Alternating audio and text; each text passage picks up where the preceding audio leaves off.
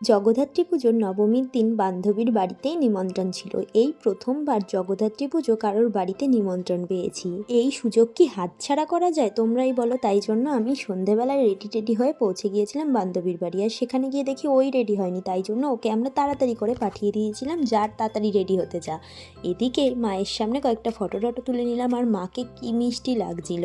আজকে যেই স্যুটটা আমি পরেছি সেটা কিন্তু কোনো 3 পিস নয়, অন্য একটা চুড়িদারের ওড়না আর প্যান্টের সাথে এই কুর্তিটা পেয়ার করেছিলাম, বেশ ভালোই লাগছে। তারপর সবাই মিলে অনেক ফটো তুললাম। আর সেই সময়ই হচ্ছিল মায়ের আরতি। মাকে দেখতে যে এত ভালো লাগছিল, আর আমরা এত ভালো সময় এসেছিলাম যে মায়ের আরতি দেখতে পারবো আমি সত্যি ভাবিনি। মায়ের আরতি দেখা তো ভাগ্যের ব্যাপার। সন্ধ্যা আরতি হতে না হতেই ও আমাদের কিছুটা জোর করেই বসিয়ে দেয় একটু প্রসাদ খাওয়াতে। প্রসাদ তো মায়ের যাই বলো অসাধারণই হয়, ঠাকুরের নামে যাই হয়। তো এখানে আমরা ওকেও একটু টেনে বসিয়েছিলাম যে আমাদেরকে যখন বসিয়েছিস তুইও একটু বস। প্রসাদে ছিল পোলাও, তার সাথে ছিল আলুর দম, যেটা খেতে দারুণ হয়েছিল, সত্যি অপূর্ব হয়েছিল।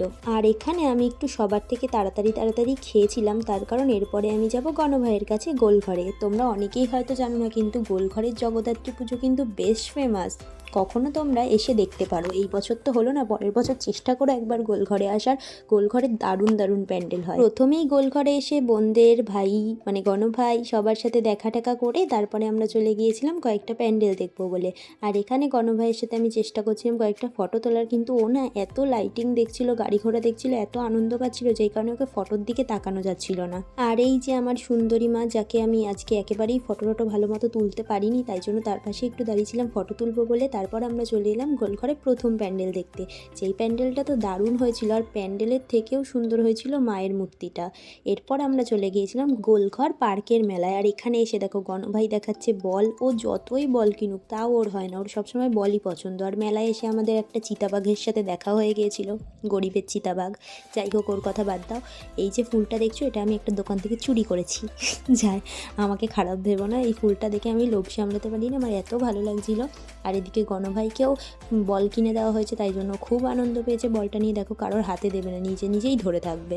আর আমি মেলায় গেছি, কোনো দোকানে ঢুকে কিছু কিনবো না তা কী করে হয়, তাই জন্য এই ব্রেসলেট কাম ব্যাঙ্গেলগুলো কিনে নিলাম। এরপর মা বায়না করছিল যে একটু কাঠি, এই চিনি কাঠিগুলো খাবে, তো মাকেও কিনে দিলাম। আর মা তো চিনি কাঠি পেয়ে বেশ খুশি হয়ে গেল। এরপর এতগুলো রাইডস দেখে আমার না একটু চড়তে ইচ্ছা করছিল, কিন্তু আমার সাথে যারা ছিল সব কটা ভীতু, কেউ চড়তে চায়নি। যাই হোক, এইভাবেই মেলা থেকে বেরিয়ে গিয়ে আবার পাড়ার কয়েকটা প্যান্ডেল দেখলাম।